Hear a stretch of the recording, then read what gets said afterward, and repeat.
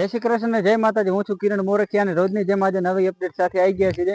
મિત્રો, આજની અપડેટ એ છે કે વાવથરા જિલ્લાનું મોરીખા ગામ જ્યાં પાંડવો વાળું ખેતર હાલ મોજૂદ છે, એ ખેતરની અંદર જે વખતે આજથી 500 વર્ષ પહેલા પાંડવો અહીંથી નીકળ્યા હતા અને સવારમાં બેઠા હતા અને અહીંયા જે દાંતણ કરતા હતા અને દાંતણ કરતા વખતે આટલું લકડું જે અહીંયા જમીનમાં રોપ્યું હતું એ તુલસી અત્યારે પણ મોજૂદ છે। 500 વર્ષ જૂની છે પણ અત્યારે મોજૂદ છે। તો મિત્રો, તમને વિશ્વાસ તો નહીં થતો હોય એટલે તો હું તમને લાઈવ પ્રૂફ બતાવું છું કે અહીંયા તુલસી આવી 1 નહીં 5 હતી, 4 તો જતી રહીને 1 જ રહી છે। તો કેમેરામેન બતાવો તમે આ તુલસી, તમે જોઈ શકો છો મિત્રો, આ 500 વર્ષ જૂની તુલસી છે।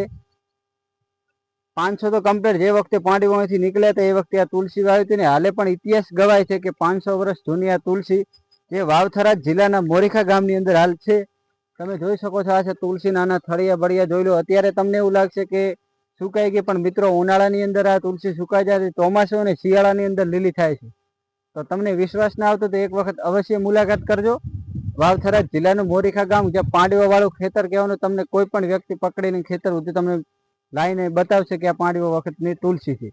તો આવીને આવી અપડેટ જોવા માટે કિરણ મોરખિયા ચેનલને લાઈક, ફોલો અને શેર કરવાનું ભૂલતા નહીં। અને મળશું નેક્સ્ટ પાર્ટમાં। જય શ્રી કૃષ્ણ, જય માતાજી। આજ માટે આટલું।